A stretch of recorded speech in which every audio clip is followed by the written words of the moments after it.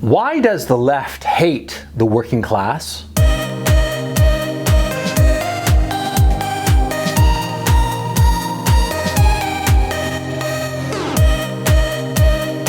It's actually kind of an important question because it explains the political divide that we're currently living in. There's no question that the left hates the working class. The left no longer does anything in its power to cater to the working class. The question is why? What happened? Why is it that the left, which had traditionally been the party of the working man, has turned its back on the working man and working families? Simply put, it's because the working classes betrayed the left-wing parties. Yeah, that's what happened. Or that's how the left perceives it, at any rate.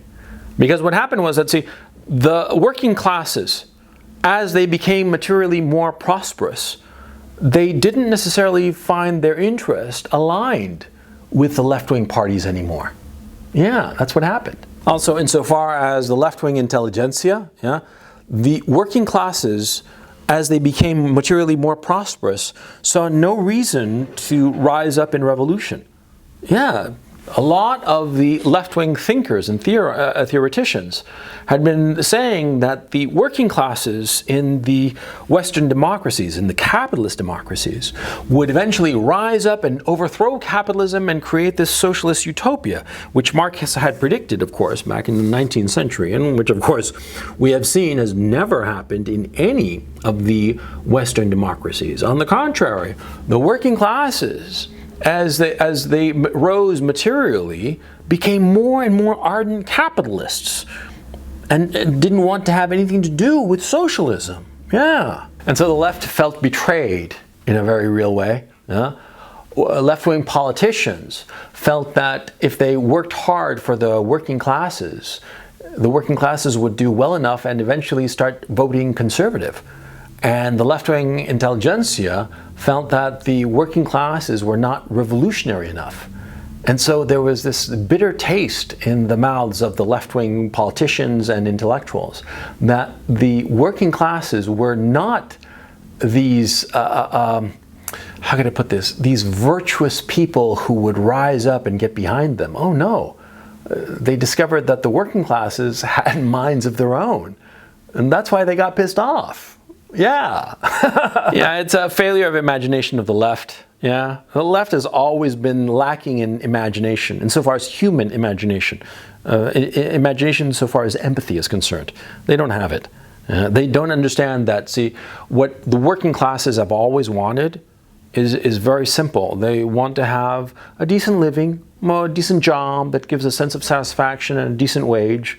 They want to have a nice house, and they want to be able to vacation a couple of weeks a year, and they want to be able to provide for their children, and not much else.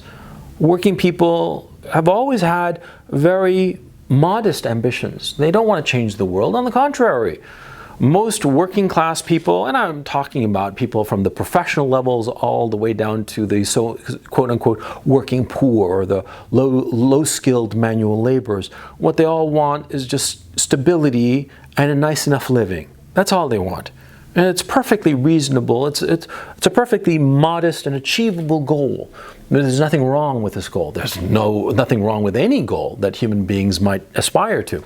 But it chaffed at the left, both at the political class and the intellectual class, that the working classes didn't want more. They were just happy with a prosperous and a nice enough life. They didn't want to revolt and scream revolution and pick up an AK-47 and start shooting the pigs out on the street. They didn't want to do that. They just wanted a nice life. But then the left discovered minorities and immigrants. And they discovered several things. Number one, unlike the working classes who would, politically atomize into different groups, minorities tended to all vote the same. Yeah, black people vote 90% Democrat. Yeah, recent immigrants of Middle Eastern countries, they all vote in blocks. Often as not because their religious figures, their religious leaders, tell them to vote this way or that way. That's certainly the case in the United Kingdom, for instance. And so what happened was that the left turned their backs on the working classes and discovered minorities, discovered immigrants, discovered that they could harness the political power of the immigrants' numbers to their advantage. And insofar as the left intellectuals, well, before, the left intellectuals hated the capitalists, the rich people, right? But then, by this kind of weird political alchemy that took several decades to happen, really, between the 60s and I would say the 90s, the aughts, right?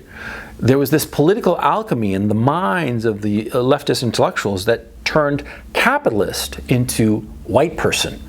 And the bad bugaboo of the evil oligarch capitalist became white people, the white man, the patriarchy. Yeah? And so all of their energy fell to the issue of destroying the patriarchy, destroying whiteness. Yeah. And there was something else too. See, the left-wing parties realized that many of the working poor, the working classes, the white working classes in all of the Western democracies, they had nowhere else to go politically. Yeah.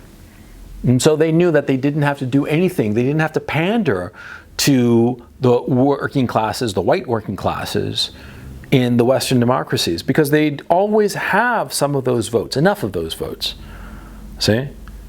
And so they figure, you know, we don't have to do anything. They're never going to vote for the Conservative Party, so we've got them in our pocket, so we don't have to worry about them. We can treat them like dirt. Of course, this taking for granted of the working classes and at the same time turning their backs, their collective backs on the working classes, backfired on the left in the form of Brexit and the form of Trump. And the thing is, see, with Brexit and with Trump, this has led to the left hating the working classes even more than before, which is weird. I mean, you would have thought that with these phenomenal failures, that the left-wing parties would turn to the working classes in sort of like with an apology and say, we're sorry that we ignored your complaints and we are going to start representing you once again.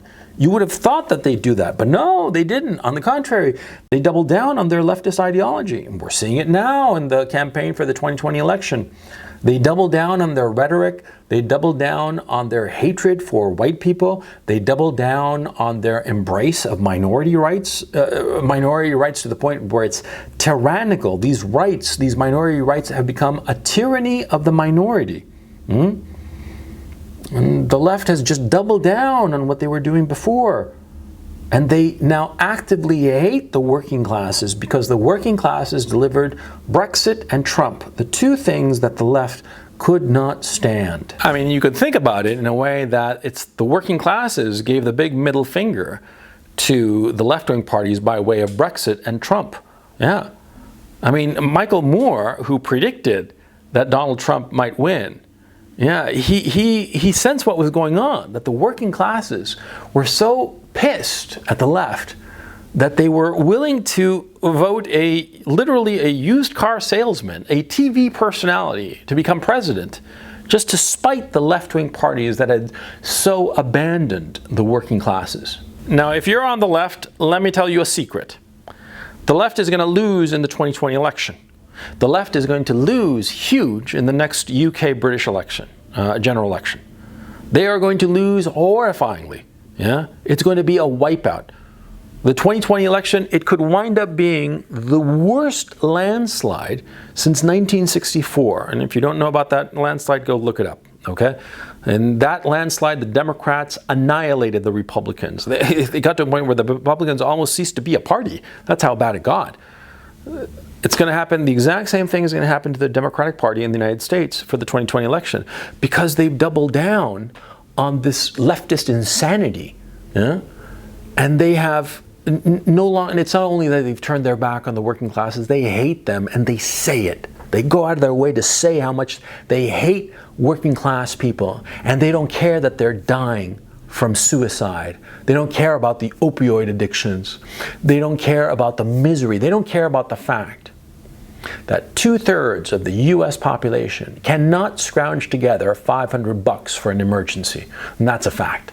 They don't care about that. They do not care about the working classes. They say they do, blah, blah, blah, words, words, words. But they don't do anything for the working classes. And the working classes know it. And they are going to fuck them up in the next election. The 2020 election is a foregone conclusion. The only thing that matters is what's going to happen after that election. Will the left wake up and start catering to the working classes, start proposing things that help the working classes? Or will the left triple down, quadruple down in their hatred and vitriol for the working classes and bring about a civil war? That's the only question, really. Because the 2020 election is a lost cause for the left. They are going to be blown out, okay? And I hate to make this prediction because I tend to be one of those people that whenever they make a prediction, you know, it goes the other way. So let me rephrase the prediction. Barring any unforeseen circumstance or any kind of crazy ass change in the game, it is very likely that not only will Donald Trump win re-election, the Republican parties are going to win absolute majorities in the House and the Senate. They are going to wipe the floor with the Democrats. They're going to wipe the floor with the Democrats also in the gubernatorial races and the state Senate seats. It's going to be a blowout of epic proportions. And so the left, they got to figure out what's what. If they figure that what's what is that the working classes are wrong and evil and white, too white, and that they cannot be saved, then after 2020, we're going to have a civil war. Absolutely. That's how it looks now. If they continue with this rhetoric, if they continue with this insanity, if they continue tacitly encouraging Antifa violence, we will have a civil war. Now, if after the 2020 election, the left wakes up, they wake up and they realize that, no, they went too far. And they got to just reel it back and start paying real attention to working families, and they got to help people who are with this opioid crisis going on. They have to help the young men with suicide. They have to help the working classes and quit it with this crazy woke culture. Then we'll get back to normal. But I don't have high hopes for it, to tell you the truth. Not at all.